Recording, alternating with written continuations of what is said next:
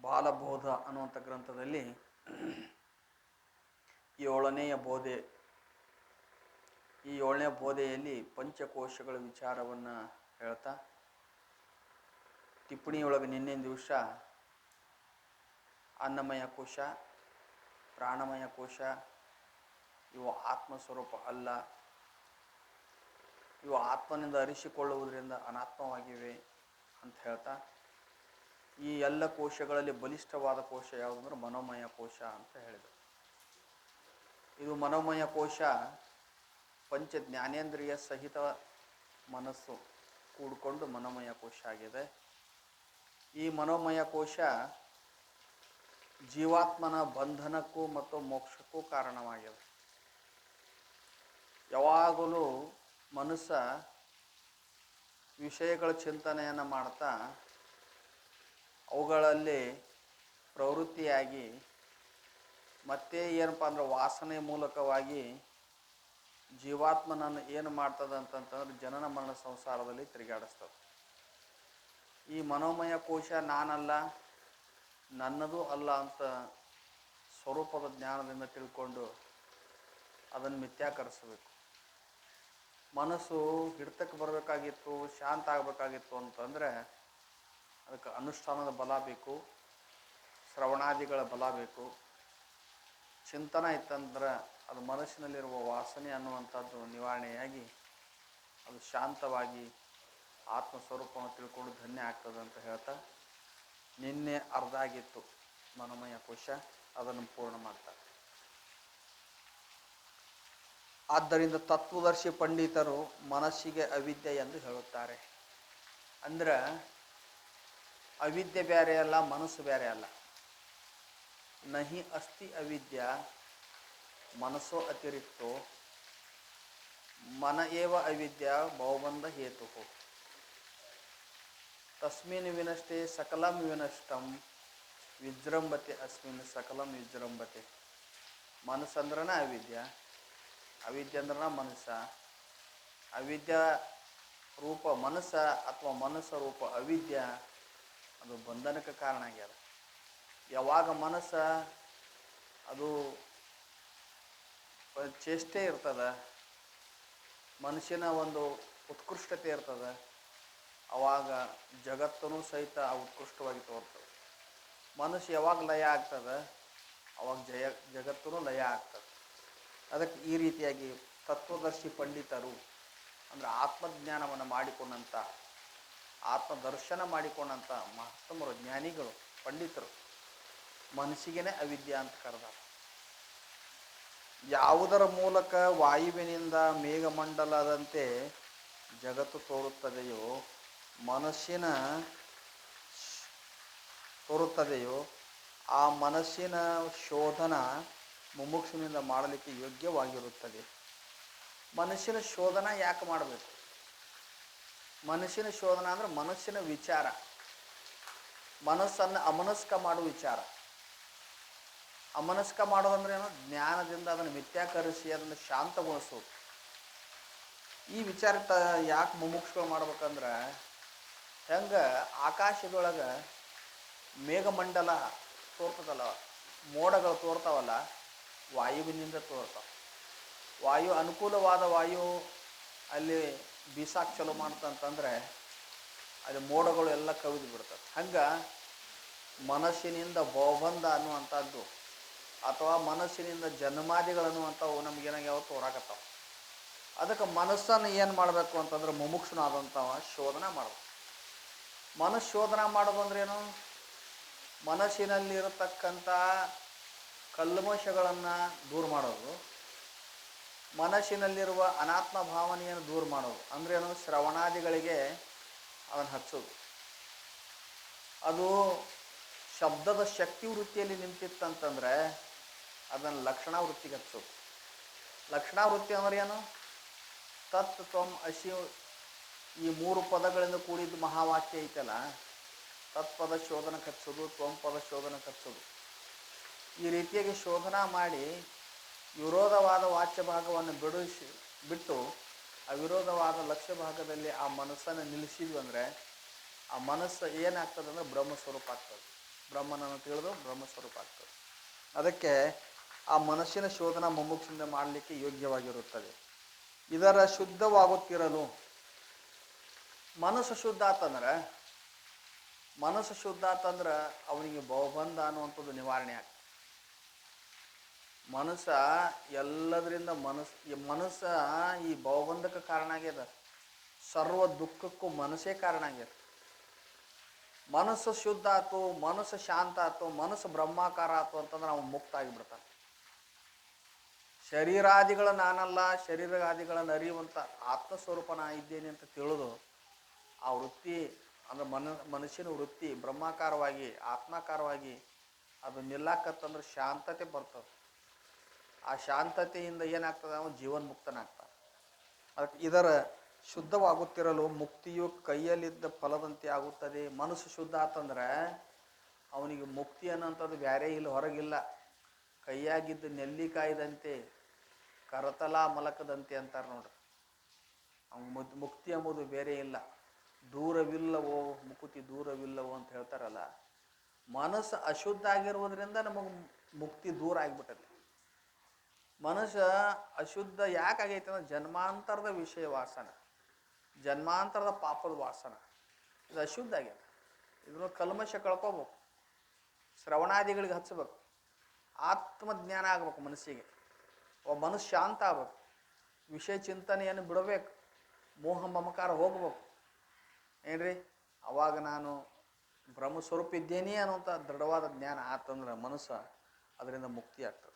ಯಾವ ಪುರುಷನು ಒಂದು ಮೋಕ್ಷದಲ್ಲಿ ಪ್ರೀತಿಯಿಂದ ವಿಷಯಗಳಲ್ಲಿಯ ಪ್ರೀತಿಯನ್ನು ತೆಗೆದು ಮತ್ತು ಸರ್ವ ಕರ್ಮಗಳನ್ನು ತ್ಯಾಗ ಮಾಡಿ ಸತ್ ಶ್ರದ್ಧೆಯಿಂದ ಶ್ರವಣಾದಿಗಳನ್ನು ನಿಲ್ಲುತ್ತಾನೋ ಅವನು ಬುದ್ಧಿಯ ರಜಗುಣಾತ್ಮಕ ಸ್ವಭಾವವನ್ನು ನಾಶ ಮಾಡುತ್ತಾನೆ. ನೋಡ್ರಿ, ಯಾವ ಪುರುಷನು ಒಂದು ಮೋಕ್ಷದಲ್ಲಿ, ಈಗ ನಮಗೆ ಮೋಕ್ಷ ಆಗಬೇಕಾಗಿತ್ತಂದ್ರೆ ಜನನ ಮರಣ ಸಂಸಾರದಿಂದ ನಾವು ಬಿಡುಗಡೆ ಆಗ್ಬೇಕು.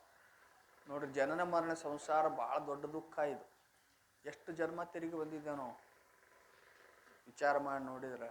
ಧರೆಯನ್ನೆಲ್ಲವನ್ನು ಸಣ್ಣಿಸಿ ಧೂಳಿ ಮಾಡಲು ಪರಮಾಣುಗಳು ಏನಿತು ಅನಿತು ದೇಹವಧರಿಸು. ದೇಹ ಬಂದೈತೆ ಅಂದ್ರೆ ದುಃಖ ಕಟ್ಕೊಂಡು ಬರ್ತದೆ. ತಾಯಿ ಗರ್ಭದಾಗ 9 ತಿಂಗಳ ಕುಂತು ಬಂದೇವೆ ನಾವು. ಎಷ್ಟು ದುಃಖ ಅನುಭವಿಸೇವಿ. ಯಾಕ್ರಿ, ಕುಕ್ಕುಟಾಸಂದ ಕುಂತೀವಿ. ಅಲ್ಲಿ ಹೊರಡಾಡಕ್ಕೆ ಜಾಗ ಇಲ್ಲ, ಮಲಮೂತ್ರಗಳ ದುರ್ವಾಸನೆ, ಮಾತೆಯ ಉದರದೊಳು ಮೊಗವಿಡದ ಮುನ್ನ ಹಸುವಳಿಯುವ ಪೂತಿಗಂಧದ ಹೇಯವನ್ನು ಅಂದ್ರೆ ನಿಜಗುಂಡು. ಅಲ್ಲಿಂದ ಪ್ರಾರಂಭ ಆಗಿ ದುಃಖ ಮುಪ್ಪಾವಸ್ಥೆಗೆ ನಿಮ್ಗೆ ದುಃಖ ಎಷ್ಟು ಆಗ್ತದೆ ಗೊತ್ತು, ನಮ್ಮ ಅನುಭವಕ್ಕೆ ಬರ್ತದೆ. ಶಿಶು ಅವಸ್ಥೆಯೊಳಗೆ ಮಲಮೂತ್ರದಲ್ಲಿ ಹೊರಗಡಾಡಿರ್ತೇವೆ, ಅದು ನಮ್ಗೆ ಗೊತ್ತಾಗೋದಿಲ್ಲ, ತಿಳುವಳಿಕೆನೂ ಇರುವುದಿಲ್ಲ ಅದು. ಹೌದಲ್ರಿ? ಶಿಶು ಅವಸ್ಥೆ ಅಂದ್ರೆ 6 ತಿಂಗಳು ವರ್ಷದ ಕೂಸು ಇರ್ತತ್ತಲ್ಲ, ಮಲಮೂತ್ರದಲ್ಲೇ ಹೊರಗಡಿರ್ತೀವಿಲ್ಲ ನಾವು, ಅದು ನಮ್ಗೆ ಅನುಭವಕ್ಕೆ ಬಂದಿರೋದಿಲ್ಲ. ಮುಪ್ಪಾವಸ್ಥೆಗೆ ಅನುಭವಕ್ಕೆ ಬರ್ತದೆ. ಎಷ್ಟು ದುಃಖದಪ್ಪ, ಜೀರ್ಣ ಆಗಿಬಿಡ್ತದೆ ಶರೀರ. ಎದ್ದು ಹೋಗಾಕೆ ಬರಂಗಿಲ್ಲ, ಎದ್ದು ಕುಂಡ್ರಾಕೆ ಬರಂಗಿಲ್ಲ. ಮಲಮೂತ್ರಗಳನ್ನು ಅಲ್ಲೇ ಮಾಡ್ಕೊಳ್ಳೋ ಪ್ರಸಂಗ ಬರ್ತೈತಿ. ಮನೆಯವ್ರ ಸೇವಾ ಮಾಡಕ್ಕೆ ತಯಾರಿ ಇರೋದಿಲ್ಲ. ಏನ್ರಿ, ದುಡ್ಡಿದ್ರು ಸೇವಾ ಮಾಡಿರೋದು ಹೋಗೋ ಮರಾಯ, ದುಡ್ಡು ತೊಗೊಂಡು ಏನು ಮಾಡೋದು, ಅವನು 1-2 ಮಾಡ್ಕೊಂಡಿದ್ದಾನೆ ಯಾರು ತೊಳಿಬೇಕ್ರಿ, ದುರ್ವಾಸನೆ ಅಂತಾರಿಲ್ಲ. ಎಷ್ಟು ಜನ್ಮ ತಿರುಗಿ ಬಂದೇವೋ ಮಾರಾಯ, ಇದನ್ನು ಕೊನೆ ಮಾಡೋಂತ ಬೇಡ್ಕೊಳ್ಳೋದು ಅಷ್ಟೇ. ಇದಕ್ಕೆ ಕೊನೆ ಮಾಡಿ ನಮಗೆ ಇಷ್ಟು. ಮತ್ತು ಅಜ್ಞಾನದಿಂದ ಮತ್ತು ಜನ ಬರೋದಲ್ಲ. ಮೋಕ್ಷವನ್ನು ಅಪೇಕ್ಷೆ ಮಾಡುವಂಥ ಮನುಷ್ಯ ಏನು ಮಾಡ್ಬೇಕು, ಆ ಮುಮುಕ್ಷು ಏನು ಮಾಡ್ಬೇಕಂದ್ರೆ ಪ್ರೀತಿಯಿಂದ ವಿಷಯಗಳಲ್ಲಿ ಪ್ರೀತಿಯನ್ನು, ಏನ್ರಿ, ಮೋಕ್ಷದಲ್ಲಿ ಪ್ರೀತಿಯಿಂದ ಅಂದ್ರೆ ನಾ ಮೋಕ್ಷದಲ್ಲಿನ ಪ್ರೀತಿ ಇಡೋದು ಅಂದ್ರೂ ಈ ಜನನ ಮರಣ ಸಂಸಾರದಿಂದ ನಾ ಪಾರಾಗಬೇಕನ್ನುವಂಥ ದೃಢ ಆಸಕ್ತಿಯಿಂದ ಕೂಡಿಕೊಂಡು, ವಿಷಯದಲ್ಲಿ ಪ್ರೀತಿ ಇತ್ತಲ್ಲ ಮೊದಲ, ವಿಷಯದಲ್ಲಿ ಪ್ರೀತಿ, ಈಗ ನಮ್ಗೆ ಅಜ್ಞಾನ ಅವಸ್ಥೆಯೊಳಗೆ ವಿಷಯದಲ್ಲಿನ ಪ್ರೀತಿ ಅದ. ಏನ್ರಿ, ಭಾಳ ಹೊಲ ಗಳಿಸ್ಬೇಕು, ಸಾಕಷ್ಟು 1-5-6 ಮನೆ ಮಾಡ್ಬೇಕು, ಭಾಳ ದುಡ್ಡು ಗಳಿಸ್ಬೇಕು. ಹೌದಲ್ಲ? ಮಕ್ಕಳಿಗೆ ಮೊಮ್ಮಕ್ಕಳಾಗ್ಬೇಕು, ಮಕ್ಕಳು ಮದುವೆ ಮಾಡ್ಬೇಕಾ, ಮೊಮ್ಮಕ್ಕಳಾಗ್ಬೇಕು, ಕೈಯಾಗ ಒಂದು ಕಾರ್ ಗಾಡಿ ಬೇಕು, ಶಿಸ್ತಾಗಿರ್ಬೇಕ್ರಿ ಅಂತಾನೆ. ವಿಷಯಗಳು ಎಷ್ಟು ಪ್ರೀತಿ ಮಾಡ್ಕೊತ ಹೋಗ್ತಿದ್ದಿ ನಿನ್ನ ಬಂಧನ ಕಾರಣ ಆಗ್ತಾವ. ವಿಷಯಗಳಲ್ಲಿರುವಂಥ ಆಸಕ್ತಿ, ವಿಷಯಗಳನ್ನು ಎಷ್ಟು ಸೇವಿಸಿದ್ರು ಮತ್ತಿಷ್ಟು ಬಂಧನ ಹೆಚ್ಚಿಗೆ ಆಕತಿ ಹೊರತು ಅದು ಕಡಿಮೆ ಆಗೋದಿಲ್ಲ. ಅವುಗಳ ಮ್ಯಾಗಿನ ಪ್ರೀತಿ ತೆಗೆದು ಎಲ್ಲಿಡ್ಬೇಕಂದ್ರೆ ನಮ್ಮ ಸ್ವರೂಪವನ್ನು ತಿಳ್ಕೊಳ್ಳೋದ್ರಲ್ಲಿ ಏನ್ರಿ ಶ್ರವಣಾದಿಗಳಲ್ಲಿ ಇಡ್ಬೇಕಂತಾರ ಅವರು. ಶ್ರವಣಾದಿಗಳಲ್ಲಿ ಇಟ್ವಿ ಅಂದರೆ, ಸತ್ಸಂಗದಲ್ಲಿ ಶ್ರವಣಾದಿಗಳಲ್ಲಿ ಇಟ್ವಿ ಅಂದರೆ ನಮ್ಮ ಆ ಶ್ರವಣಾದಿಗಳಿಂದ ನಮ್ಮ ಆತ್ಮಸ್ವರೂಪ ಜ್ಞಾನ ಆಗ್ತದೆ. ಅದಕ್ಕೆ ಅಂತಾರೋ ವಿಷಯಗಳಲ್ಲಿಯ ಪ್ರೀತಿಯನ್ನು ತೆಗೆದು ಮತ್ತು ಸರ್ವಕರ್ಮಗಳನ್ನು ತ್ಯಾಗ ಮಾಡಿ. ಕರ್ಮದಲ್ಲಿನೂ ಸಹಿತ ಆಸಕ್ತಿ ಭಾಳ ದಿನ ಇರಬಾರ್ದು. ಎಲ್ಲಿವರೆಗೆ ಸತ್ಕರ್ಮದಲ್ಲಿ ಆಸಕ್ತಿ ಇರಬೇಕಂದ್ರೆ, ಎಲ್ಲಿವರೆಗೂ ನಮಗೆ ಶಾಸ್ತ್ರ ತಿಳಿಯಾಕತ್ತಿಲ್ಲ, ಎಲ್ಲಿವರೆಗೂ ನಾವು ಶಾಸ್ತ್ರ ಕೇಳ್ಬೇಕಂತ ಆಸಕ್ತಿ ಹುಟ್ಟಿಲ್ಲ, ಅಲ್ಲಿವರೆಗೂ ಸತ್ಕರ್ಮಗಳನ್ನು ನಿಷ್ಕಾಮವಾಗಿ ಮಾಡಿ ಅಂತಃಕರಣ ಶುದ್ಧ ಮಾಡ್ಕೋಬೇಕು. ಸತ್ಕರ್ಮ ಮಾಡಬಾರ್ದಂತೆ ನೇಮಿಲ್ಲ. ಜೀವನ ಪರ್ಯಂತ ಅದನ್ನ ಮಾಡ್ತೇವೆ ಅಂತಂದ್ರೆ ಅದು ಆ ಕರ್ಮದಿಂದ ಮತ್ತೆ ಜನ್ಮ ಬರ್ತೈತಿ. ಕರ್ಮದಿಂದ ಏನಾಕತಿ? ಜನ್ಮ ಬರ್ತದೆ. ಎಲ್ಲಿ ತನ ಮಾಡಬೇಕು ಕರ್ಮ, ಸತ್ಕರ್ಮ? ಅಂತಃಕರಣ ಪರಿಶುದ್ಧಾಗಿ ನಿನಗೆ ವಿವೇಕ, ವೈರಾಗ್ಯ, ಶಮ, ಷಟ್ಸಂಪತ್ತಿ, ಮುಮುಕ್ಷತ್ವ ಪ್ರಾಪ್ತಿಯಾಗಿರ್ಬೇಕು. ಏನ್ರಿ? ಸರ್ವಕರ್ಮಗಳನ್ನು ನಾ ಇಂಥ ಸತ್ಕರ್ಮ ಮಾಡಿದ್ರನ ನನಗೆ ಇಲ್ಲಾಂದ್ರೆ ಪ್ರತ್ಯವಾಯ ದೋಷ ಬರ್ತದೆ, ನಾ ಕರ್ಮ ಮಾಡಕ್ಕನ ಕರ್ಮ ಬಿಟ್ಟರು ಏನೋ ಭಯ ಪಡೋದು ಅಂದ್ರೆ ಅದು ಯಾರಿಗೆ? ಇನ್ನೂ ಅಂತಃಕರಣ ಯಾರು ಶುದ್ಧ ಆಗಿಲ್ಲಲ್ಲ ಅವ್ರಿಗೆ. ನಿನ್ನ ಮನಸ್ಸು ಯಾವಾಗಲೂ ನಾ ಶಾಸ್ತ್ರ ಕೇಳಬೇಕು, ಸದ್ಗ್ರಂಥ ಓದಬೇಕು, ಮಹಾತ್ಮರ ಸೇವಾ ಮಾಡಬೇಕು, ಮಹಾತ್ಮರಲ್ಲಿ ಶ್ರದ್ಧಾ ಇಡಬೇಕು, ನನ್ನನ್ನು ನಾ ತಿಳಿಬೇಕು ಅಂದ್ರೇನು?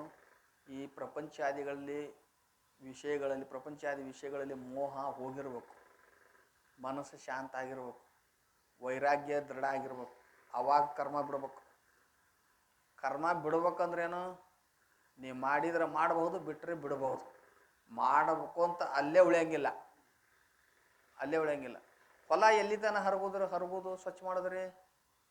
ಈಗ ಕರಿಕೆ ಬೆಳೆದತ್ತಂತ ತಿಳ್ಕೊಡ್ರಿ. ಕರಿಕೆ ಬೆಳೆದಿತ್ತಂದ್ರೆ ರಂಟಿ ಹೊಡಿತಾರ ಬ್ಯಾಸ್ಗ್ಯಾಗ, ಅಥವಾ ಈ ಟ್ಯಾಕ್ಟ್ರಲಿಂದ ನೇಗಿಲ ಹೊಡಿಸ್ತಾರ, ಅವ್ನು ಹೊರಗ್ತಾರ, ಸ್ವಚ್ಛ ಮಾಡ್ತಾರೆ, ಕಸ ಎಲ್ಲ ತೆಗಿತಾರ. ಮಳೆ ಬಂತಂದ್ರೆ ಜೂನ್ ತಿಂಗಳಿಗೆ ಬೀಜ ಹಾಕಬೇಕು ಮತ್ತು ಹರಕೊಂತನ ಕೊಂಡಿರ್ಬೇಕು ಅನ್ರಿ. ಯಾವಾಗ ಜೂನ್ ತಿಂಗಳು ಬಂತಪ್ಪ, ಮಳೆ ಆಗೈತೆ, ಹೊಲ ಹಸ ಆಗೈತಿ, ಹಸ ಆದಮೇಲೆ ಬೀಜ ಹಾಕ್ಬೇಕಲ್ಲ. ಅಂತಃಕರಣ ಅನ್ನುವಂಥದ್ದು ಭೂಮಿ ಹಸನ ಆತಂತಂದ್ರೆ ಶ್ರವಣಾದಿಗಳ ಬೀಜ ಹಾಕ್ಬೇಕು. ಅದಕ್ಕೆ ಶ್ರವಣ ಮನನ ನಿಧಿಧ್ಯಾಸನ ಮಾಡ್ಬೇಕು.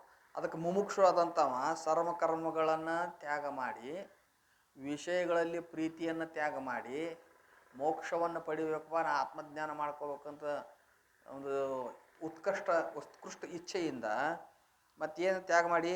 ಸತ್ ಶ್ರದ್ಧೆಯಿಂದ, ಒಳ್ಳೆ ಶ್ರದ್ಧೆಯಿಂದ. ಶ್ರದ್ಧಾ ಭಾಳ ಮುಖ್ಯ ಅದ. ಶ್ರವಣಾದಿಗಳಲ್ಲಿ ಶ್ರದ್ಧಾ ಇರಬೇಕು, ಗುರುವಿನಲ್ಲಿ ಶ್ರದ್ಧಾ ಇರಬೇಕು ಏನ್ರಿ. ಶ್ರವಣಾದಿಗಳಲ್ಲಿ ಶ್ರದ್ಧಾ, ಗುರುವಿನಲ್ಲಿ ಶ್ರದ್ಧಾ, ವೇದದಲ್ಲಿ ಅಥವಾ ಶ್ರುತಿಯಲ್ಲಿ ಶ್ರದ್ಧಾ, ಮಹಾತ್ಮರಲ್ಲಿ ಶ್ರದ್ಧಾ ಇಲ್ಲ ಅಂದ್ರೆ ನಮಗೆ ಜ್ಞಾನ ಆಗೋದೇ ಇಲ್ಲ. ಶ್ರದ್ಧಾವಾನ್ ಲಭತೆ ಜ್ಞಾನ. ಶಾಸ್ತ್ರದಲ್ಲಿ ಒಳ್ಳೆ ಶ್ರದ್ಧಾದಿಂದ ಶಾಸ್ತ್ರ ಕೇಳ್ಬೇಕು. ಒಳ್ಳೆ ಶಾಸ್ತ್ರ ಹೇಳೋರಲ್ಲಿನೂ ಶ್ರದ್ಧಾ ಇಟ್ಟಿರ್ಬೇಕು. ಆಮೇಲೆ ಹೇಳ್ತಾರೆ ಬಿಡೋದು ಸ್ವಾಮಿ ಅನ್ಕೊಂತೂ ಇರಬಾರ್ದು ಏನ್ರಿ. ಶಾಸ್ತ್ರ ಹೇಳೋರಲ್ಲಿ, ಶಾಸ್ತ್ರದಲ್ಲಿ, ನಮ್ಮ ಇಷ್ಟ ದೇವತೆಯಲ್ಲಿ ಏನ್ರಿ, ಇವೆಲ್ಲ ಒಂದು ಶ್ರದ್ಧಾ ಇತ್ತಂದ್ರೆ ಶ್ರದ್ಧಾದಿಂದ ಜ್ಞಾನ ಆಗ್ತದೆ. ಸತ್ ಶ್ರದ್ಧೆಯಿಂದ ಶ್ರವಣಾದಿಗಳಲ್ಲಿ ನಿಲ್ಲುತ್ತಾನೋ, ಶ್ರವಣಾದಿಗಳಲ್ಲಿ ಯಾವ ಮುಮುಕ್ಷು ನಿಲ್ಲುತ್ತಾನೋ ಅಂದ್ರೆ ದಿನ ಶಾಸ್ತ್ರ ಕೇಳೋದು, ಶಾಸ್ತ್ರ ಕೇಳಿದ್ದನ್ನು ಮತ್ತೆ ಹೋಗಿ ಪಠಣ ಮಾಡೋದು, ಮನನ ಮಾಡೋದು, ಸಂಶಯ ಬಂದ್ರೆ ಮತ್ತೆ ಗುರುಗಳಿಗೆ ಕೇಳೋದು, ತಾನು ಮನನ ಮಾಡಿ ಸಂಶಯ ಕಳ್ಕೊಳ್ಳೋದು, ಚೈತನ್ಯದ ಆಕಾರ ಮನಸ್ಸು ಅಥವಾ ವೃತ್ತಿಯನ್ನು ಚೈತನ್ಯದ ಆಕಾರ ಮಾಡಿ ಮನಸ್ಸು ಶಾಂತ ಆಕತ್ತು. ಏನು ಬೇಡಪ್ಪ, ಇದಕ್ಕೆ ಯಾವ ಅಪೇಕ್ಷೆನೂ ಬೇಡ, ಯಾವುದು ನನ್ನ ಬಿಟ್ಟು ಯಾವುದು ಸತ್ಯವಾದಿದ್ದಲ್ಲ, ನನ್ನ ಕೂಡ ಯಾವುದು ಬರೋದೂ ಇಲ್ಲ. ಈ ಭಾವನೆ ಎಲಿಗೊಳ್ಳಕತ್ತಂದ್ರೆ ಅವನಿಗೆ ಜ್ಞಾನ ಸಮೀಪ ನಾನು ಅಂತ ಅರ್ಥ. ಅದಕ್ಕೆ ಶ್ರದ್ಧೆಯಿಂದ ಶ್ರವಣಾದಿಗಳು ನಿಲ್ಲುತ್ತಾನೆ. ಅವನು ಬುದ್ಧಿಯ ರಜೋಗುಣಕೃತ ಸ್ವಭಾವವನ್ನು ನಾಶ ಮಾಡುತ್ತಾನೆ. ಯಾವಾಗ ಶಾಸ್ತ್ರ ಶ್ರವಣ ಮಾಡಕತ್ತ, ಶಾಸ್ತ್ರ ತಿಳಿಯಾಕತ್ತು, ವೃತ್ತಿ ಶಾಂತ ಆಗಕತ್ತ ಅಂತಂದ್ರೆ ರಜೋ ಮತ್ತು ತಮೋ ಗುಣಗಳು ದೂರ ಆಗಕತ್ತಾವ ಅಂತ ಅರ್ಥ. ರಜೋ ಮತ್ತು ತಮೋ ಗುಣಗಳು ದೂರ ಆಗ್ಯಾವ, ಅವನಲ್ಲಿ ಸತ್ವಗುಣ ವೃದ್ಧಿ ಆಗೈತಿ ಅಂತ ಅರ್ಥ. ಇಂಥ ಮನೋಮಯ ಕೋಶವಾದರೂ ಪರಮಾತ್ಮನಾಗುವುದಿಲ್ಲ.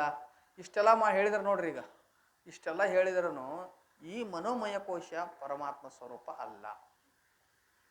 ಮನಸ್ಸಿನ ಬ್ರಹ್ಮಾಕಾರ ವೃತ್ತಿ ಏನೈತಿ, ಜೀವಾತ್ಮನನ್ನ ಈ ಶರೀರಾದಿಗಳ ಬರುವುದನ್ನು ತಪ್ಪಿಸಿ ಮುಕ್ತ ಮಾಡಬಹುದು. ಆದ್ರೆ ಮನೋಮಯ ಕೋಶ ಆತ್ಮ ಅಲ್ಲ. ಮನೋಮಯ ಕೋಶ ಇದು ಆತ್ಮನಿಂದ ಅರಿಸಿಕೊಳ್ತದ. ನಮಗೆ ಅಜ್ಞಾನ ಇದ್ದಿದ್ದೂ ಗೊತ್ತಾಗ್ತದೆ. ನನಗೆ ಆ ಮನೋಮಯ ಕೋಶದಲ್ಲಿ ಅಜ್ಞಾನ ಇದ್ದಿದ್ದು ಗೊತ್ತಾಗ್ತದೆ, ಮನೋಮಯ ಕೋಶದಲ್ಲಿ ಜ್ಞಾನ ಆದದ್ದು ಗೊತ್ತಾಗ್ತದೆ. ಅಂದರೆ ಮನೋಮಯ ಕೋಶ ಇದು ಪಂಚ ಜ್ಞಾನೇಂದ್ರಿಯ ಸಹಿತ ಮನಸ್ಸು ಅಂತ ಹೇಳ್ತೇವೆ. ಇದು ಸಹಿತ ಆತ್ಮನಿಗೆ ದೃಶ್ಯವಾಗಿರುವುದರಿಂದ ಇದು ಅನಾತ್ಮವಾಗಿದೆ, ಮಿಥ್ಯೆ ಆಗಿದೆ, ಆತ್ಮ ಅಲ್ಲ ಅಂತ ಹೇಳ್ತಾರೆ. ಅದಕ್ಕೆ ಪರಮಾತ್ಮನಾಗುವುದಿಲ್ಲ. ಯಾಕೆಂದರೆ ಆದಿ ಅಂತ್ಯ ಉಳ್ಳದ್ದಾಗಿರುವುದರಿಂದ ಮನೋಮಯ ಕೋಶ ಇದು ಏನಪ್ಪ ಉತ್ಪತ್ತಿ ಆಗ್ಯದ. ಮನೋಮಯ ಕೋಶ ಲಯನೂ ಹೊಂತದ, ಹೌದಲ್ಲ. ಮನೋಮಯ ಕೋಶ ಎರಡು ಅವಸ್ಥೆಯೊಳಗೆ ತೋರ್ತದ. ಜಾಗೃತ ಅವಸ್ಥೆಯೊಳಗೆ ಮತ್ತು ಸ್ವಪ್ನಾವಸ್ಥೆಯೊಳಗೆ ಉತ್ಪತ್ತಿಯಾಗಿ ತೋರ್ತದ. ಸುಸುಪ್ತಾವಸ್ಥೆಯೊಳಗೆ ಇಲ್ಲ, ಲಯ ಹೊಂತದ. ಆದಿ ಅಂತ್ಯ ಉಳ್ಳವುಗಳಾಗಿರುವುದರಿಂದ ಅದು ಬ್ರಹ್ಮಜ್ಞಾನದಿಂದನೂ ಮನಸ್ಸು ಮಿಥ್ಯಾಗಿ ಹೋಗಿಬಿಡ್ತದೆ. ಅದಕ್ಕೆ ಇದೇನದ ಅಂತಂದ್ರೆ ಆದಿ ಅಂತ್ಯ ಉಳ್ಳವುಗಳಾಗಿರುವುದರಿಂದ ಪರಿಣಾಮಿ ಭಾವ ಉಳ್ಳದ್ದಾಗಿರುವುದರಿಂದ. ಪರಿಣಾಮಿ ಅಂದ್ರೇನು, ಇದರಲ್ಲಿ ವಿಕಾರಗಳು ಹೇಳ್ತಾವ. ವಿಕಾರಗಳು ಎದ್ದು ಮನಸ್ಸು ಒಂದು ಸ್ಥಿತಿಯಿಂದ ಇರುವುದಿಲ್ಲ. ಕಾಮಾಕಾರ, ಕ್ರೋಧಾಕಾರ, ಲೋಭಾಕಾರ, ಮೋಹಾಕಾರ, ಅನೇಕ ವಿಷಯಗಳ ಸಂಕಲ್ಪ ವಿಕಲ್ಪ ಹಿಂಗೆ ಪರಿಣಾಮ ಹೊಂತತಿ, ಬದಲಾವಣೆ ಹಾಕ್ಕೊಂತ ಬರುತ್ತೆ. ಇದಕ್ಕೆ ಪರಿಣಾಮ ಹೊಂತತಿ. ಆದ್ದರಿಂದ ಮನಸ್ಸು ಆತ್ಮ ಅಲ್ಲ. ಅದಕ್ಕೆ ಇದು ದುಃಖ ರೂಪವಾಗಿರುವುದರಿಂದ. ಇದು ಹೆಂಗದ ಮನಸ್ಸು, ಮನೋಮಯ ಕೋಶ ದುಃಖ ರೂಪವಾಗಿರುವುದರಿಂದ. ಯಾಕಂದ್ರೆ ಅನಂತ ವಾಸನೆಗಳನ್ನ ಇಟ್ಟುಕೊಂಡಾಗ ಈ ರಜೋಗುಣ ತಮೋ ಗುಣಗಳ ಪ್ರಾಬಲ್ಯದಿಂದ ಇದು ದುಃಖ ರೂಪದಿಂದ ತೋರ್ತದೆ. ಅದಕ್ಕೆ ದುಃಖ ರೂಪವಾಗಿರುವುದರಿಂದ ಹಾಗೂ ದೃಷ್ಟಾನ ವಿಷಯವಾಗಿರೋ ರೂಪವಾಗಿರುವುದರಿಂದ.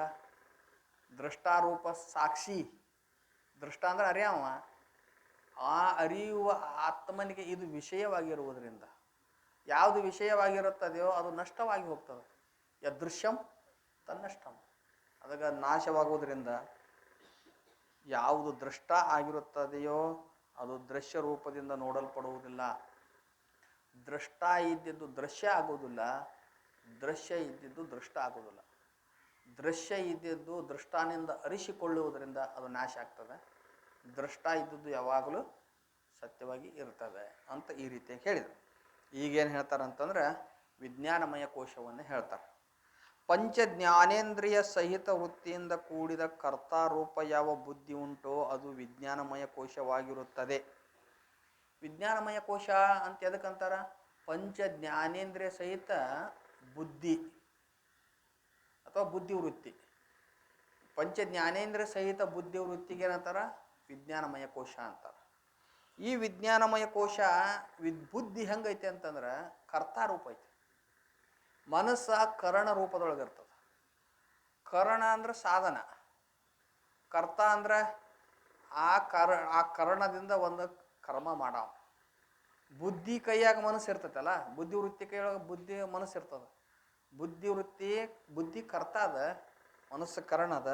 ಆದ್ದರಿಂದ ಕರ್ತಾರೂಪ ಬುದ್ಧಿ ಮತ್ತು ಪಂಚ ಜ್ಞಾನೇಂದ್ರಿಯ ಕೂಡ್ಕೊಂಡು ಏನಾಗೈತೆ ಅಂತಂದ್ರೆ ಇದು ವಿಜ್ಞಾನಮಯ ಕೋಶವಾಗಿರುತ್ತದೆ. ಅದು ಪುರುಷನಿಗೆ ಸಂಸಾರಕ್ಕೆ ಕಾರಣವಾಗಿರುತ್ತದೆ. ಪುರುಷನಿಗೆ ಸಂಸಾರಕ್ಕೆ ಕಾರಣ ಆಗೋದು ಯಾಕಂದ್ರೆ ಬುದ್ಧಿಯಲ್ಲಿ ಕಲ್ಮಶಗಳಿದ್ವು. ಅಂದ್ರೆ ಬುದ್ಧಿಯಲ್ಲಿ ರಜೋಗುಣ ತಮೋಗುಣ ವ್ಯವಹಾರ ಇತ್ತಂದ್ರೆ, ಬುದ್ಧಿಯಲ್ಲಿ ವಿಷಯ ವಾಸನೆಗಳಿದ್ವು ಅಂತಂದ್ರೆ, ಬುದ್ಧಿಯಲ್ಲಿ ಆತ್ಮನಾತ್ಮ ತಿಳುವಳಿಕೆ ಇಲ್ಲಂದ್ರೆ ಅದು ಸಂಸಾರಕ್ಕೆ ಕಾರಣ. ಎಷ್ಟು ಅವಿಜ್ಞಾನವಾನ್ ಭವತಿ ಅಮನಸ್ಕಃ ಸದಾ ಅಶುಚಿ ನಸ ತತ್ಪದವಾಪ್ನೋತಿ ಸಂಸಾರಂ ಚಾದಿ ಗಚ್ಚತಿ ಅಂತ ಹೇಳ್ತಾರೆ. ಬುದ್ಧಿ ಯಾವಾಗಲೂ ಯಾವಾಗ ಅವಿಜ್ಞಾನವಾಗಿರುತ್ತದೆಯೋ, ಅವಿಜ್ಞಾನವಾನ ಅಂದ್ರೇನು? ಆತ್ಮಾನಾತ್ಮಗಳ ತಿಳುವಳಿಕೆ ಇಲ್ಲ, ಅದಕ್ಕೆ ಸ್ವರೂಪದ ದರ್ಶನ ಇಲ್ಲ. ಅವನ ಕೈಯೊಳಗೆ ಇರುವಂಥ ಮನಸ್ಸು ಹೆಂಗಿರ್ತದೆ ಅಂದ್ರೆ ಸದಾ ಅಶುಚಿಯಾಗಿರ್ತವೆ, ಅಶುಚಿಯಾಗಿರ್ತದೆ. ಅಂಥ ಅಶುಚಿಯಾದ ಮನಸ್ಸಿನಲ್ಲಿ, ಮನುಷ್ಯನ ಹಿಡಿತದಲ್ಲಿ ದುಷ್ಟವಾದ ಇಂದ್ರಿಯಗಳದಾವ, ದುಷ್ಟ ಕುದುರೆ ಅಂತಿರುವಂಥ ಇಂದ್ರಿಯಗಳದಾವ. ಅವನಿಗೆ ಏನು ಗತಿ ಅಂತಂದ್ರೆ, ಹಿಂಗಿದ್ನಂದ್ರೆ ಅವನಿಗೆ ಸಂಸಾರ ಗತಿ ಹೊರತು, ಅದಕ್ಕೆ ಸಂಸಾರಂ ಚಾದಿ ಗಚ್ಚತಿ ನಸ ತತ್ಪದ ಮಾಪ್ನೋತಿ, ಅದು ಬ್ರಹ್ಮ ದರ್ಶನ ಅದಕ್ಕೆ ಆಗೋದಿಲ್ಲ. ಯಾವಾಗ ಬುದ್ಧಿ ಬ್ರಹ್ಮಾಕಾರ ಆತೋ ಅವಾಗ ಆತ್ಮದರ್ಶನ ಆತೋ ಅವಾಗ ಮುಕ್ತ ಆಕತ್ತೆ ಅದು ಬುದ್ಧಿ. ಸಹಜವಾಗಿ ಬುದ್ಧಿ ಅದೇನಾಗಿರ್ತದೆ ಅಂತಂದ್ರೆ ಬಂಧನಕ್ಕನ ಒಳಗಾಗಿರ್ತದೆ. ಪ್ರಯತ್ನ ಪೂರ್ವಕವಾಗಿ ನಾವು ಬುದ್ಧಿಯನ್ನು ಸೂಕ್ಷ್ಮ ಮಾಡ್ಕೊಂಡು ಅದಕ್ಕೆ ಆತ್ಮದರ್ಶನ ಮಾಡಿಸಿದ್ವಿ ಅಂದ್ರೆ ಅವಾಗ ಮುಕ್ತ ಆಗ್ತದೆ. ಅದಕ್ಕೆ ಮುದ್ದೆ ಗಬ್ಬಿಣ ನೀರಿನೊಳಗೆ ಇರಿಸಿದರೆ ಅದ್ದುವುದು, ಬಳಿಕ ಅದನ್ನೇ ಪಾತ್ರೆ ತಿದ್ದಿದರೆ ತೇಲುವುದು, ತಿಳಿ ಪರಿಯಲ ಬುದ್ಧಿ ಪದ್ಯ ಸಂಸ್ಕೃತಿ ಧರ್ಮವನ್ನುತ ಬದ್ಧವಾಗಿರುವುದು, ಅಮಲ ಸದದ್ವಯಾತ್ಮನ ತಿಳಿದು ಜೀವನ್ಮುಕ್ತವಾಗಿ. ಕಬ್ಬಿಣದ ಗುಂಡ ನೀರಾಗಿ ಹೋಗಿದ್ರೆ ಮುಳುಗ್ತದೆ. ಅದೇ ಕಬ್ಬಿಣವನ್ನು ಅದು ತಗಡಿನಂಗೆ ಬಡದು ಬಡದು ಬಡದು ಬಡದು ಅಗಲ ಮಾಡಿ ಅದನ್ನು ನಾವೆಗೆ ಅಂದ್ರೆ ಹಡಗಕ್ಕೆ ತಳಕ್ಕೆ ಹಾಕಿದ್ವಿ ಅಂದ್ರೆ ಅದೇ ನೀರಾಗಿ ತೇಲ್ತದೆ. ಹಂಗೆ ಸಂಸ್ಕೃತಿ ಏನ್ರಿ ಅಂದ್ರೆ ಈ ವಿಷಯ ವಾಸನೆಗಳಿಂದ ಕೂಡ್ಕೊಂಡಂಥ ಬುದ್ಧಿ ಇತ್ತಂದ್ರೆ ಜನನ ಮರಣ ಸಂಸಾರದಲ್ಲಿ ಮುಳುಗುತ್ತದೆ. ಯಾವಾಗ ಅದು ಸೂಕ್ಷ್ಮವಾಗಿ ಬ್ರಹ್ಮ ದರ್ಶನ ಅದಕ್ಕೆ ಆತಂದ್ರೆ ಅದು ಜೀವನ್ಮುಕ್ತ ಆಗ್ತದೆ. ಅದಕ್ಕೆ ಇಲ್ಲಿ ಹೇಳ್ತಾರೆ, ಅದು ಪುರುಷನಿಗೆ ಸಂಸಾರಕ್ಕೆ ಕಾರಣವಾಗಿರುತ್ತದೆ ಮತ್ತು ಅನುಗತವಾಗಿರುತ್ತದೆ. ಅನುಗತ ಅಂತಂದ್ರೇನು? ಅದು ಎರಡು ಅವಸ್ಥೆ ನೋಡಿ, ಜಾಗೃತಾವಸ್ಥೆಯೊಳಗೆ ಮತ್ತು ಸ್ವಪ್ನಾವಸ್ಥೆಯೊಳಗೆ ಏನಾಗಿರ್ತದೆ ಅಂದ್ರೆ ಅನುಸೂತವಾಗಿರ್ತದೆ, ಅನುಗತವಾಗಿರ್ತದೆ. ಎರಡು ಅವಸ್ಥೆಯೊಳಗೆ ಏನಾಗಿರ್ತೈತಿ? ಅನುಗತವಾಗಿರ್ತದೆ. ಎರಡು ಅವಸ್ಥೆಯೊಳಗೆ ಅನುಗತವಾಗಿರ್ತದೆ. ಮತ್ತು ಚೇತನದ ಪ್ರತಿಬಿಂಬದ ಶಕ್ತಿ ಯಾವುದರಲ್ಲಿ ಉಂಟೋ ಇಂಥ ವಿಜ್ಞಾನವೆಂಬ ಹೆಸರುಳ್ಳ. ಚೇತನದ ಪ್ರತಿಬಿಂಬ ಆ ಬುದ್ಧಿವೃತ್ತಿಯಲ್ಲೇ ಇರ್ತದೆ. ಬುದ್ಧಿಯಲ್ಲಿನ ಚೇತನದ ಪ್ರತಿಬಿಂಬ ಇರ್ತದೆ. ಯಾವುದು? ಚಿದಾಭಾಸ. ಏನು ಚಿದಾಭಾಸ ಅಂತ ಹೇಳ್ತಾರಲ್ಲ, ಅಂದ್ರೆ ಚೇತನದ ಪ್ರತಿಬಿಂಬದ ಶಕ್ತಿ ಯಾವುದರಲ್ಲಿ ಉಂಟೋ ಅಂತಾರ. ಚೇತನ ಪ್ರತಿಬಿಂಬ ಆಗಲಿಕ್ಕೆ ವಿಜ್ಞಾನಮಯ ಕೋಶ ಫಸ್ಟ್ ಮೊದಲ. ಯಾಕಂದ್ರೆ ಅದು ಬುದ್ಧಿ ಆ ಚೇತನಕ್ಕೆ ಸಮೀಪದ. ಯಾವ ಚೇತನ? ಸಾಕ್ಷಿ ಸಮೀಪದ. ಬುದ್ಧಿ ಸಾಕ್ಷಿ ಸಮೀಪದ. ಆ ಬುದ್ಧಿಯಲ್ಲಿ ಯಾಕೆ ಬುದ್ಧಿಯಲ್ಲಿನ ಪ್ರತಿಬಿಂಬ ಯಾಕತಿ ಅಂತಂದ್ರೆ ಆ ಬುದ್ಧಿ ಪಂಚಮಹಾಭೂತಗಳ ಸಮಷ್ಟಿ ಸತ್ವಗುಣದಿಂದ ಆಗ್ಯದ. ಎಲ್ಲಿ ಸತ್ವಗುಣ ಇರ್ತತಿ ಅಲ್ಲಿ ಸ್ವಚ್ಛತೆ ಇರ್ತದೆ, ಅಲ್ಲಿ ಚೇತನದ ಪ್ರತಿಬಿಂಬ ಆಗ್ತದೆ. ಬುದ್ಧಿ ಅದು ಆತ್ಮನ ಸಮೀಪ ಇರುವುದರಿಂದ ಆತ್ಮನ ಪ್ರತಿಬಿಂಬ ಬುದ್ಧಿಯಲ್ಲಿ ಆಗ್ತದೆ. ಅದಕ್ಕೇನೆ ಚಿದಾಭಾಸ ಅಂತಾರೆ. ಬುದ್ಧಿ ಆತ್ಮನ ಪ್ರತಿಬಿಂಬಕ್ಕೆ ಏನಂತಾರೆ? ಚಿದಾಭಾಸ. ಅದಕ್ಕೆ ಚಿದಾಭಾಸ. ಆ ಚಿದಾಭಾಸ ಉಂಟಾಗಲಿಕ್ಕೆ ಬುದ್ಧಿ ಅಂದ್ರೆ ವಿಜ್ಞಾನಮಯ ಕೋಶವೇ ಕಾರಣ. ಇಂಥ ವಿಜ್ಞಾನವೆಂಬ ಹೆಸರುಳ್ಳ ಮತ್ತು ಜ್ಞಾನ ರೂಪಕ್ರಿಯೆಯುಳ್ಳ ಪ್ರಕೃತಿಯ ವಿಕಾರವಾಗಿರುತ್ತದೆ. ಏನ್ರಿ? ಇದಕ್ಕೆ ಜ್ಞಾನ ರೂಪಕ್ರಿಯೆ ಅದ. ವಿಜ್ಞಾನಮಯ ಕೋಶಕ್ಕೆ ಯಾವ ಕ್ರಿಯೆ ಅದ? ಜ್ಞಾನ ರೂಪಕ್ರಿಯೆ ಅದ. ಅಂದ್ರೆ ವಿಷಯಗಳ ಜ್ಞಾನ ಮಾಡ್ಕೊತದ. ಬ್ರಹ್ಮಜ್ಞಾನನೂ ಅದಕ್ಕೆ ಆಗ್ತದೆ, ವಿಷಯಗಳ ಜ್ಞಾನನೂ ಒಟ್ಟು ಜ್ಞಾನ ವಿಷಯಗಳ ಜ್ಞಾನ ಆಗ್ತದೆ ಅದಕ್ಕೆ. ಅದು ಹೆಂಗದ ಬುದ್ಧಿ ಅಂದ್ರೆ ಪ್ರಕೃತಿಯ ವಿಕಾರ ಆಗ್ಯದ. ಪ್ರಕೃತಿ ವಿಕಾರ ಅಂದ್ರೇನು? ಪ್ರಕೃತಿಯೇ ಬದಲಾವಣೆ ಹೊಂದಿ ಏನಾಗೈತೆ ಅಂದ್ರೆ ಮಹತತ್ವ, ಮೂಲಾಹಂಕಾರ, ತನ್ಮಾತ್ರೆ ಏನ್ರಿ, ಅದರಿಂದ ಪಂಚಮಹಾಭೂತಗಳ ಪಂಚೀಕರಣದಿಂದ ಸ್ಥೂಲದ ಶರೀರ, ಅಪಂಚೀಕೃತ ಪಂಚಮಹಾಭೂತಗಳಿಂದ 17 ತತ್ವಗಳನ್ನು ಕೂಡಿದ ಸೂಕ್ಷ್ಮ ಶರೀರ, ಅದರೊಳಗೆ ಈ ಬುದ್ಧಿ ಅದ. ಅಂದರೆ ಒಟ್ಟು ಪ್ರಕೃತಿಯ ವಿಕಾರವಾಗಿರುತ್ತದೆ. ಅದು ನಿರಂತರ ದೇಹ ಹಾಗೂ ಇಂದ್ರಿಯ ಮೊದಲಾದಗಳಲ್ಲಿ ಅತ್ಯಂತ ಅಭಿಮಾನ ಮಾಡುತ್ತದೆ. ವಿಜ್ಞಾನಮಯ ಕೋಶ ಬುದ್ಧಿ ಏನು ಮಾಡ್ತದೆ ಅಂದರೆ ಅದು ಅಜ್ಞಾನ ಅವಸ್ಥೆಯೊಳಗೆ ಏನು ಮಾಡ್ತದೆ ಬುದ್ಧಿ ಅಂತಂದ್ರೆ ನಿರಂತರ ದೇಹ ಮತ್ತು ಇಂದ್ರಿಯ ಮೊದಲಾದಗಳಲ್ಲಿ ಅಭಿಮಾನ ಮಾಡ್ತದೆ. ಅಜ್ಞಾನ ಅವಸ್ಥೆಯೊಳಗೆ. ಅಜ್ಞಾನ ಅವಸ್ಥೆ ಇನ್ನೂ ಜ್ಞಾನ ಆಗಲಿಲ್ಲ ಅಂತಂದ್ರೆ ನಾ ದೇಹ ಇದ್ದೇನೆ, ನಾ ಇಂದ್ರಿಯ ಇದ್ದೇನೆ, ದೇಹದ ಧರ್ಮಗಳನ್ನು ತನ್ನ ಮೇಲೆ ಆರೋಪ ಮಾಡ್ಕೊಳ್ಳೋದು, ಇಂದ್ರಿಯ ಧರ್ಮಗಳನ್ನು ತನ್ನ ಮೇಲೆ ಆರೋಪ ಮಾಡ್ಕೊಳ್ಳೋದು. ಒಟ್ಟು ದೇಹ, ಇಂದ್ರಿಯ ಮತ್ತು ವಿಷಯಾದಿಗಳ ಅಭಿಮಾನ ಮಾಡ್ತತೆ. ಅದು ಅಜ್ಞಾನ ಅವಸ್ಥೆಯೊಳಗೆ ಅತ್ಯಂತ ಅಭಿಮಾನ ಮಾಡ್ತದೆ. ಅಟ ಅಲ್ಲ, ಅತ್ಯಂತ ಅಭಿಮಾನ ಮಾಡ್ತದೆ ಮತ್ತು ಬಂಧನಕ್ಕೆ ಕಾರಣ. ಈ ವಿಜ್ಞಾನಮಯ ಕೋಶ ಪರಮಾತ್ಮನಾಗುವುದಿಲ್ಲ. ವಿಜ್ಞಾನಮಯ ಕೋಶ ಪರಮಾತ್ಮ ಅಲ್ಲ. ಯಾಕೆ? ಬುದ್ಧಿಯೂ ಸಹಿತ ಆತ್ಮನಿಂದ ಅರಿಸಿಕೊಳ್ಳುತ್ತದೆ. ಅರಿಸಿಕೊಳ್ಳುವುದು ಆತ್ಮ ಆಗುವುದಿಲ್ಲ. ಯಾಕೆಂದರೆ ವಿಕಾರಿಯಾಗಿರುವುದರಿಂದ. ಈ ವಿಜ್ಞಾನಮಯ ಕೋಶವು ವಿಕಾರಿಯಾದ. ಯಾಕೆ? ಪ್ರಕೃತಿಯ ಪರಿಣಾಮದಿಂದ ಆಗೈತಿ. ಅಥವಾ ಈ ಬುದ್ಧಿ ಎರಡು ಅವಸ್ಥೆಯೊಳಗೆ ತೋರಿ ಮತ್ತು ಸುಸುಪ್ತ ಅವಸ್ಥೆಯೊಳಗೆ ಲಯ ಹೊಂತದ ಇರಂಗಿಲ್ಲ. ಆದ್ದರಿಂದ ವಿಕಾರಿಯಾಗಿರುವುದರಿಂದ, ಜಡವಾಗಿರುವುದರಿಂದ. ಬುದ್ಧಿ ಜಡ ಐತಿ. ಬುದ್ಧಿ ಏನದ? ಜಡ ಅದ. ಬುದ್ಧಿ ಚೇತನ ಅಲ್ಲ. ಬುದ್ಧಿ ಜಡ ಅದ. ಚೇತನದ ಶಕ್ತಿ ಪಡ್ಕೊಂಡು ವಿಷಯಗಳನ್ನು ಅರಿತಂತೆ ಮಾಡ್ತದೆ. ಅರಿತದ ವಿಷಯ ಚಿದಾಭಾಸನ ಕೂಡ್ಕೊಂಡು ಅರಿತದ. ಅರ್ಥರೂ ಸಹಿತ ಅದು ಆತ್ಮ ಅಲ್ಲ. ಆತ್ಮನಿಂದ ಅರಿಸಿಕೊಳ್ಳುವುದರಿಂದ ಜಡವಾಗೈತಿ. ಪರಿಚ್ಛಿನ್ನವಾಗಿರುವುದರಿಂದ ವಿಜ್ಞಾನಮಯ ಕೋಶ ಪರಿಚ್ಛಿನ್ನದ. ಹೆಂಗೆ ಮನೋಮಯ ಕೋಶ ಪರಿಚ್ಛಿನ್ನ ಇದೆ, ಹಂಗೆ ವಿಜ್ಞಾನಮಯ ಕೋಶವು ಪರಿಚ್ಛಿನ್ನದ. ಪೂರ್ಣ ಇಲ್ಲ, ಪರಿಚ್ಛಿನ್ನದ. ಒಂದೊಂದು ಶರೀರಕ್ಕೆ ಒಂದೊಂದು ವಿಜ್ಞಾನಮಯ ಕೋಶ ಅದ ಇಲ್ಲ? ಹೌದಿಲ್ಲ? ಆತ್ಮ ಹೆಂಗದಾನ? ಒಂದೊಂದು ದೇಹಕ್ಕೊಬ್ಬ ಬೇರೆ ಅದಾನ. ಎಲ್ಲ ದೇಹಗಳಲ್ಲಿ ಒಬ್ಬವನೇ ಆತ್ಮ ಅದಾನ. ಆದರೆ ಎಲ್ಲ ದೇಹಗಳಲ್ಲಿ ಒಂದೇ ವಿಜ್ಞಾನಮಯ ಕೋಶ ಇಲ್ಲ, ಪರಿಚ್ಛಿನ್ನ. ಆದ್ದರಿಂದ ವಿಜ್ಞಾನಮಯ ಕೋಶ ಪರಿಚ್ಛಿನ್ನವಾಗಿರುವುದರಿಂದ, ದೃಶ್ಯವಾಗಿರುವುದರಿಂದ, ವ್ಯಭಿಚಾರಿಯಾಗಿರುವುದರಿಂದ. ವ್ಯಭಿಚಾರಿ ಅಂದ್ರೇನು? ಎರಡು ಅವಸ್ಥೆಯಲ್ಲಿ ತೋರಿ ಮೂರನೇ ಅವಸ್ಥೆಯಲ್ಲಿ ತೋರದೇ ಇರುವುದರಿಂದ. ಜಾಗ್ರತ ಸ್ವಪ್ನದಾಗ ಬುದ್ಧಿ ತೋರ್ತತಿ, ಸುಸುಪ್ತ ಅವಸ್ಥೆಯೊಳಗೆ ಬುದ್ಧಿ ಇರೋದಿಲ್ಲ. ಬುದ್ಧಿ ಅವಿದ್ಯೆಯೊಳಗೆ ಲಯ ಆಗಿರ್ತದೆ ಏನ್ರಿ. ಅದಕ್ಕೆ ಇದು ವ್ಯಭಿಚಾರವಾಗಿರೋದ್ರಿಂದ ಅನಿತ್ಯವಾಗಿರುವುದು ಅಂತ ಈ ರೀತಿಯಾಗಿ ಹೇಳಿದರು. ಇನ್ನು ಆನಂದಮಯ ಕೋಶವನ್ನು ಹೇಳ್ತಾರೆ. ಆನಂದದ ಪ್ರತಿಬಿಂಬದಿಂದ ಯಾವುದರ ಆಕಾರ ಮುದ್ದು ಕೊಡಲ್ಪಡುತ್ತದೆಯೋ ಇಂಥ ಯಾವ ಅಜ್ಞಾನದಿಂದ ವಿಕಾಸವನ್ನು ಹೊಂದಿದಂಥ ವೃತ್ತಿ ಅದು ಪ್ರಿಯ, ಮೋದ, ಪ್ರಮೋದ ರೂಪ ಗುಣವುಳ್ಳ ಮತ್ತು ಇಚ್ಛಿತ ಅರ್ಥದ ಲಾಭದಿಂದ ಉದಯವಾಗತಕ್ಕಂಥ ಮತ್ತು ಪುಣ್ಯದ ಅನುಭವ ಕಾಲದಲ್ಲಿ ತೋರ್ತಕ್ಕಂಥದ್ದು ಆನಂದಮಯ ಕೋಶವಾಗಿರುತ್ತದೆ. ಇದು ಆನಂದಮಯ ಕೋಶ ಅಂತ ಎದಕ್ಕಂತಾರೆ ಅಂದರೆ, ಆನಂದ ಬಿಂಬ ರೂಪ ಆತ್ಮನೇ ಅದಾನಲ್ಲ, ಆನಂದ ಸ್ವರೂಪ ಅದಾನ. ಅದರದ್ದು ಪ್ರತಿಬಿಂಬ ಏನೈತೆ ನೋಡ್ರಿ. ಯಾವಾಗ ಅಂದ್ರೆ ಜಾಗೃತ ಅವಸ್ಥೆಯೊಳಗೆ ಏನೋ ಪುಣ್ಯದಿಂದ ಇಚ್ಛಿತ ವಿಷಯ ಪ್ರಾಪ್ತಿ ಆತಂದ್ರೆ, ಇಚ್ಛಿತ ವಿಷಯ ದರ್ಶನದಿಂದ, ಇಚ್ಛಿತ ವಿಷಯದ ಪ್ರಾಪ್ತಿಯಿಂದ, ಇಚ್ಛಿತ ವಿಷಯದ ಅನುಭವದಿಂದ, ಪ್ರಿಯ, ಮೋದ, ಪ್ರಮೋದ ವೃತ್ತಿಗಳಲ್ಲಿ ಹೇಳಿದ್ವಲ್ಲ ಮೊನ್ನೆ ಆನಂದಮಯ ಕೋಶ. ಈಗ ನಮಗೆ ಭಾಳ ನೀರಡಿಕೆ ಆಗಿತ್ತಪ್ಪ ಅಂತಂದ್ರೆ, ಬೇಸಿಗೆ ಕಾಲದ ನೀರು ಎಲ್ಲಿ ಸಿಗಲಿಲ್ಲ ಅಂದ್ರೆ, ಎಲ್ಲೋ ಒಂದು ಸ್ವಲ್ಪ ರೋಡಿನ ಬಾಜು ನೀರು ಬೀಳ್ತಿತ್ತು, ಬೋರ್ವೆಲ್ ನೀರು ಬೀಳ್ತಿತ್ತು ಅಂದ್ರೆ ಅದನ್ನು ನೋಡಿದ್ವಿ ಅಂದ್ರೆ ಸ್ವಲ್ಪ ಆನಂದ ಅನಿಸ್ತೈತಿ. ನೀರು ಸಿಕ್ಕು ಅಂತ ಅನಿಸ್ತದೆ. ಇಚ್ಛಿತ ವಿಷಯದ ದರ್ಶನ, ಅದಕ್ಕೆ ಪ್ರಿಯ ವೃತ್ತಿ ಅಂತ.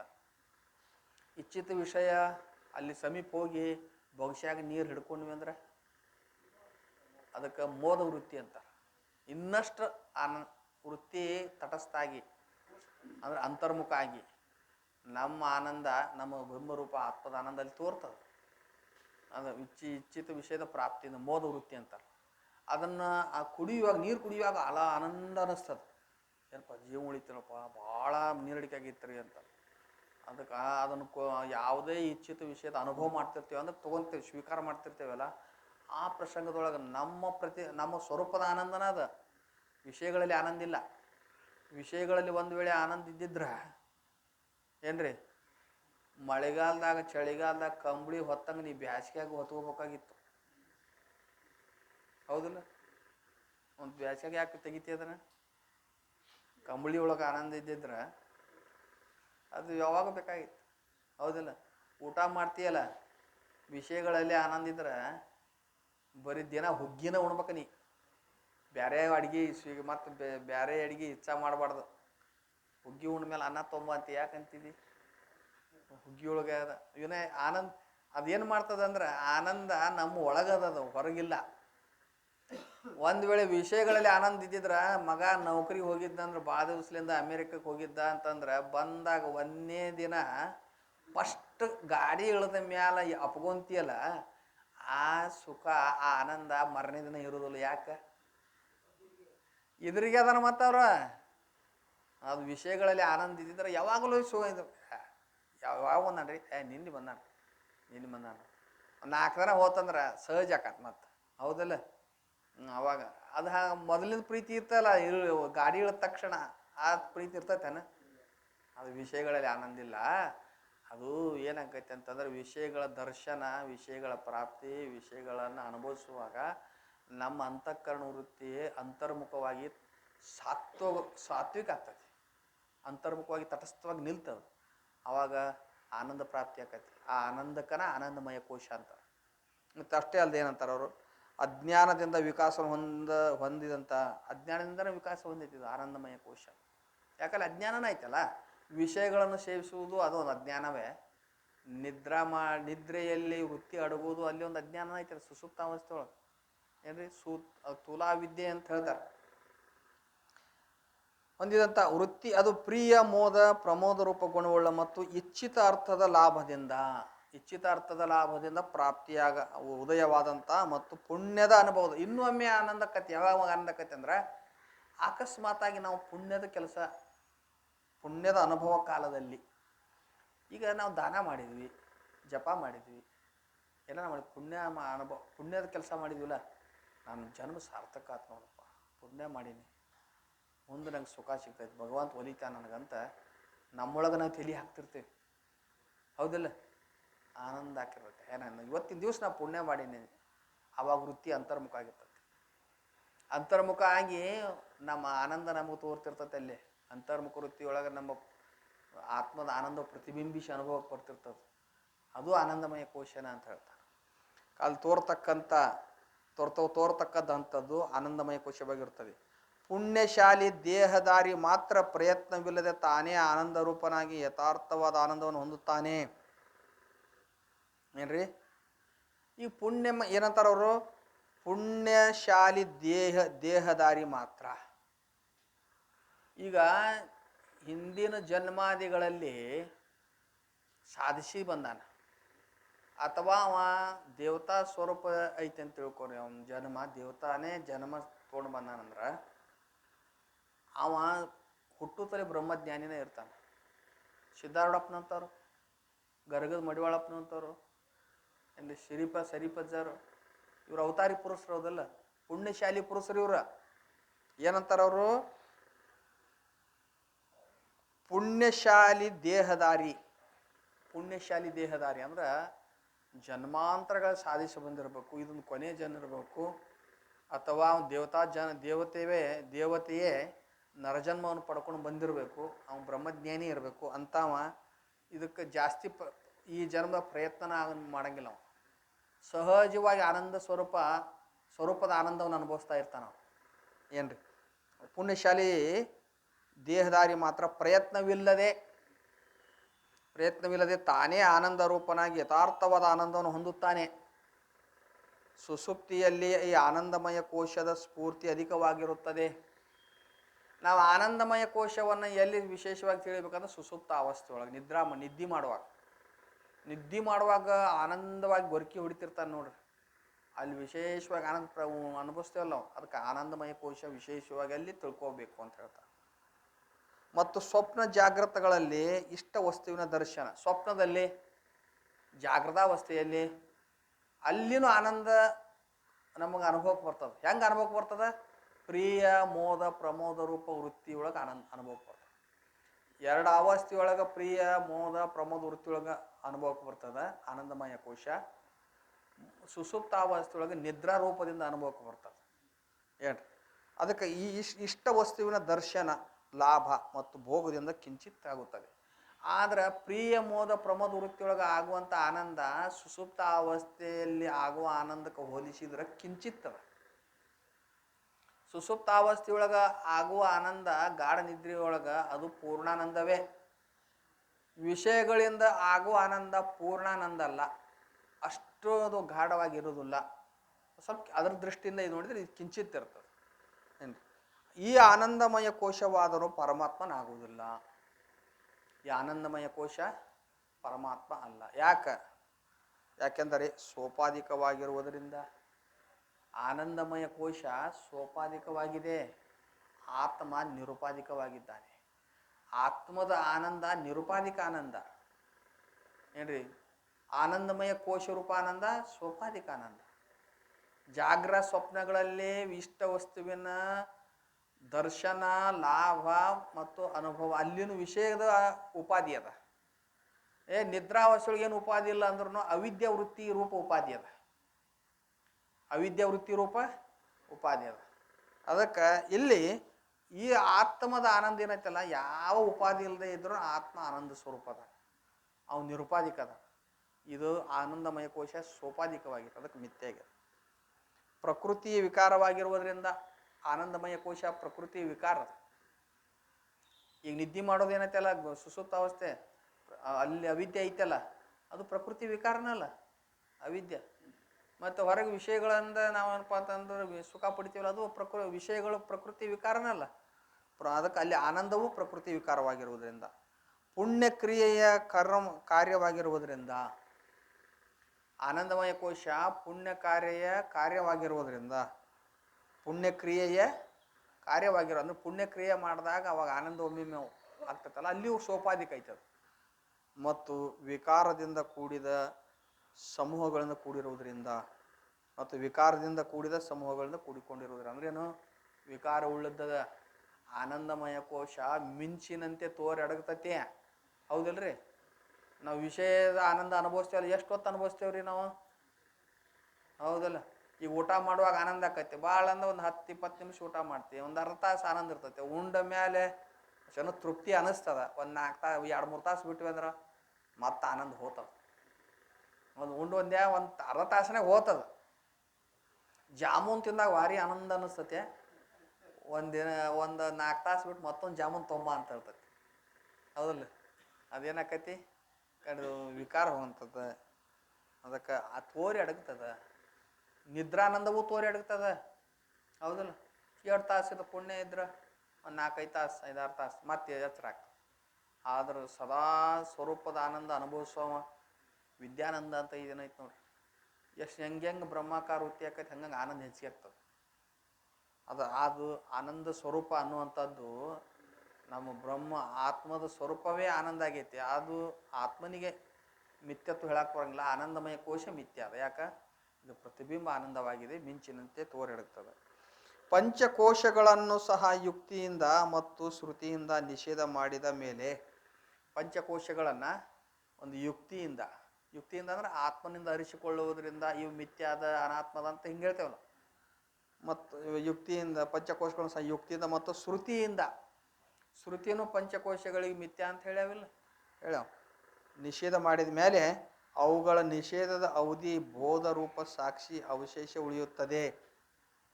ಅವುಗಳನ್ನು ನಿಷೇಧ ಮಾಡಿದ ಮೇಲೆ ಒಂದು ಸ್ವರೂಪ ಏನೈತಲ್ಲ, ಅದು ಆತ್ಮ ಸ್ವರೂಪ, ಅದು ನಿಷೇಧ ಮಾಡಕ್ಕೆ ಬರೋಂಗಿಲ್ಲ. ಹೌದಲ್ಲ? ಅಂದ್ರೆ ಇವೆಲ್ಲವನ್ನು ಮಿಥ್ಯಾಕರಿಸಿದ ಮೇಲೆ ಇವೆಲ್ಲ ಮಿಥ್ಯಾ ಐತಿ ಅನ್ನೋದನ್ನ ಅರಿದು ಸಹಿತ ಆತ್ಮದ. ಇವು ತೋರುವಾಗನೂ ಇವುಗಳನ್ನು ಅರಿತಾನ ಆತ್ಮ, ಇವುಗಳ ಅಭಾವ ಇದ್ದಾಗನೂ ಅರು ಸ್ವರೂಪದ. ಆತ್ಮ ಯಾವಾಗಲೂ ಇರಾಮದಾನ. ಅದು ಇವನು ಕಳೆದು ಉಳಿದ ಮೇಲೆ ಈ ಬಾಳಿದಿಂಡ ನಮ್ಮ ಪಕುಳಿ ತೆಕ್ಕೊಂತ ಹೋದ್ವಿ ಅಂತಂದ್ರೆ 5 ಪಕುಳಿ ತೆಗದ್ವಿ ಅಂದ್ರೆ 6ನೇ ಒಳಗೆ ಒಂದು ದಿಂಡು ಇರ್ತೈತೆ. ಅದು ಆ ದಿಂಡು ಸುಲಿಯಾಕೆ ಬರ್ತೈತೇನ? ಬರೋದಿಲ್ಲ. ಹಂಗೆ ಆತ್ಮದ ಅನ್ನೋದು. ಹಂಗೆ ಆತ್ಮ ಏನದ, ನಾವ ಎಲ್ಲಗಳನ್ನು ಪಂಚಕೋಶಗಳನ್ನು ಮಿಥ್ಯಾಕರಿಸಿದ ಮೇಲೆ ತಾವು ಉಳಿದಾನೆ. ಯಾವ ಈ ಆತ್ಮನು ಸ್ವಯಂ ಜ್ಯೋತಿ ಸ್ವರೂಪದಾನ. ಸ್ವಯಂ ಜ್ಯೋತಿ ಅಂದ್ರೆ ಏನು? ಸ್ವಯಂ ಪ್ರಕಾಶ ಅಂದ್ರೆ ಅನ್ಯ ಪ್ರಕಾಶದ ಅಪೇಕ್ಷೆ ಇಲ್ಲದೆ ಎಲ್ಲವನ್ನು ತನ್ನ ಅರಿವಿನಿಂದ ಬೆಳಗ್ತಾನ. ಅದಕ್ಕೆ ಸ್ವಯಂ ಪ್ರಕಾಶ. ಪಂಚಕೋಶಗಳಿಗೆ ವಿಲಕ್ಷಣ ಅದಾನ. ಪಂಚಕೋಶಗಳಿಗೆ ಏನದಾನವ? ಅನ್ನಮಯ, ಪ್ರಾಣಮಯ, ಮನೋಮಯ, ವಿಜ್ಞಾನಮಯ, ಆನಂದಮಯ ಈ ಕೋಶಗಳಲ್ಲ. ಇವುಗಳು ಭಿನ್ನವಾಗಿ ಅರಿಟ್ಟು ಅರಿಯುವಂಥ ಸಾಕ್ಷಿ ಇದ್ದಾನೆ. 3 ಅವಸ್ಥೆಗಳಿಗೆ ಸಾಕ್ಷಿ ಅದಾನವ. 3 ಅವಸ್ಥೆಗಳಿಗೆ ಸಾಕ್ಷಿ ಅದಾನಿಲ್ರಿ.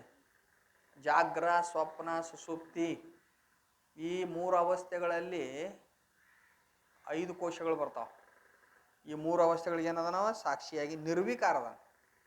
ಯಾವಾಗಲೂ ಹೆಂಗೆ ಅದಾನ ಹಂಗೆ ಅದಾನ, ಬದಲಾವಣೆ ಆಗುವುದಿಲ್ಲ. ಯದ್ರೂಪೇಣ ಯನ್ನಿಶ್ಚಿತಂ ತದ್ರೂಪೇಣ ನ ವ್ಯಭಿಚಾರತಿ. ಅದಕ್ಕೆ ನಿರ್ವಿಕಾರ ಅದಾನ. ನಿರಂಜನ ಅದಾನ. ಅಂಜನ ಅಂದ್ರೆ ಮಾಯಾ. ಅಂಜನ ಅಂದ್ರೆ ಏನ್ರಿ? ಮಾಯಾ. ನಿರಂಜನ ಅಂದ್ರೆ ಆತ್ಮ, ನಿರುಪಾಧಿಕ ಆತ್ಮ. ಹೌದಿಲ್ಲ? ಈಗ ಭೂಮಿಯೊಳಗಿನ ನಿಧಿ ತೆಗಿಬೇಕಾಗಿತ್ತರ ಅಂಜನ ಹಚ್ತಾರಂತಲ್ಲ, ಹುಡುಕ್ತಾರಂತ ಅಂಜನ ಹಚ್ಚಿ. ಅಥವಾ ಮನೆಯಿಂದ ಬಿಟ್ಟು ಹೋದ ಮನುಷ್ಯ ಇದ್ನ ಎಲ್ಲಿದಾನ, ಯಾವ ದಿಕ್ಕನ್ಯಾಗ ಅದ ಅನ್ನೋದಕ್ಕೆ ಹಿಂದೆ ಒಬ್ಬೊಬ್ಬ ಅಂಜನ ಹುಡುಗನ ಕರೆದ ಅಂಜನ ಹಚ್ಚಿ ಇಂತಲ್ಲಿ ಅದಾನ ಅಂತ ಹೇಳ್ತಿದ್ರಂತ. ಅಂಜನ ಸಿದ್ಧಿ ಮಾಡ್ಕೊಂಡವರು ಯಾರನ್ನಾದ್ರೂ ಕರೆದ ಕಣ್ಣಿಗೆ ಅಂಜನ ಸ್ವಲ್ಪ ಒರೆಸಿ ಇಲ್ಲಿ ಅಥವಾ ಅವನು ಅದು ಅಂಜನ ಹಚ್ಚಿ ಅದು ಅಂಜನ ಸಿದ್ಧಿನೂ ಐತೆ. ಅದೊಂದು ಅಂಜನಾ ಸಿದ್ಧಿ ಇರ್ತದೆ. ಅಂಜನ ಹಚ್ಚಿದರ ಎಲ್ಲದನ್ನು ತೋರಿಸ್ತದೆ. ಹೌದಲ್ಲ? ಹಂಗೆ ಮಾಯಾ ಅನ್ನುವಂಥ ಅಂಜನ ಇತ್ತಂದ್ರೆ ಇಲ್ಲದ ಜಗತ್ತನ್ನು ಸತ್ಯ ಅಂತ ತೋರಿಸ್ತಾನೆ. ಇಲ್ಲದ ಜಗತ್ತನ್ನು ಏನು ಮಾಡ್ತತಿ? ಸತ್ಯ ಅಂತ ತೋರಿಸ್ತತೆ, ಮೋಹಗೊಳಿಸ್ತದೆ.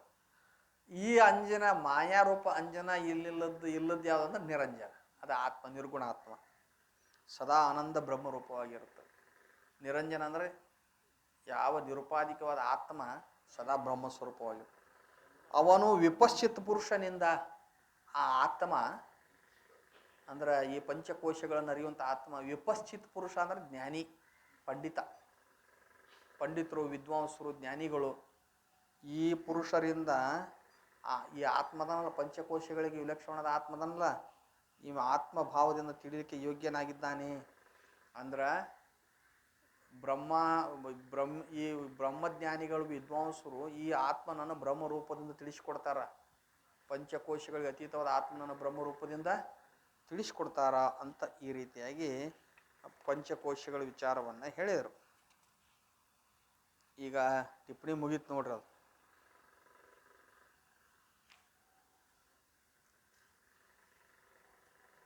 ಅದು ಪಂಚಕೋಶಗಳು ನೀನಲ್ಲ ಅಂತ ಹೇಳಿದೆ. ಆದರೆ ನೀನು ಇವುಗಳಿಂದ ಬೇರೆ ಇರುವ ಮೂಲಕ ಪಂಚಕೋಶ ಅತೀತನಾಗಿರುತ್ತಿ. ಮ್ಯಾಲ 86ನೇ ಟಿಪ್ಪಣಿ ಬರ್ತದೆ ನೋಡ್ರಿ, 121ನೇ ಪೇಜ್ನ್ಯಾಗ ಐತೇನು ಮಾಸ್ತರ್?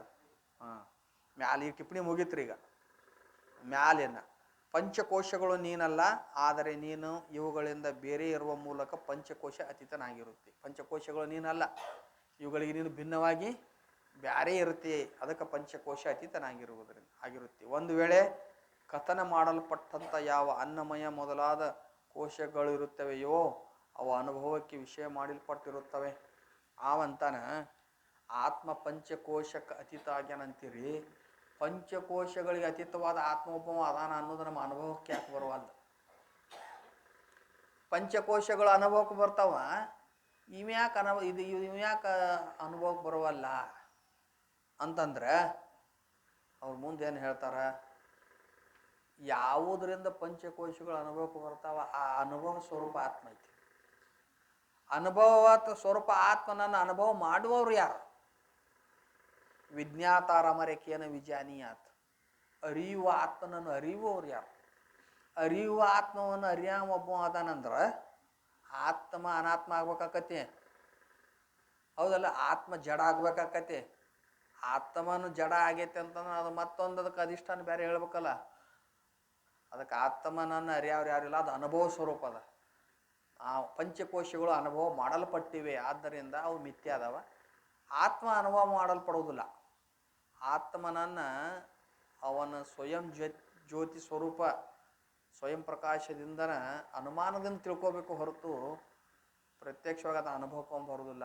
ಅನುಮಾನದಿಂದ ಹಿಂಗದ ಆತ್ಮ ಅವರು ಸ್ವರೂಪದಾನ, ಎಲ್ಲವನ್ನು ಅರಿತಾನ, ಈ ಪಂಚಕೋಶಗಳನ್ನು ಅರಿತಾನ ಅಂತೇಳಿ ತಿಳಿಬೇಕು ಹೊರತು ಅವನನ್ನು ಅನುಭವ ಮಾಡೋಕ್ಕೆ ಬರೋದಿಲ್ಲ ಅಂತ ಹೇಳ್ತಾರೆ. ಮುಂದಿನ ವಿಷಯವನ್ನು ಅದು ನಾಳೆ ನೋಡೋಣ ಅಂತೇಳಿ ಇವತ್ತು ಶಿವನ್ ಗುರುಪಾದ ಕರಿತೀವಿ. ಶಿವರಾಮ.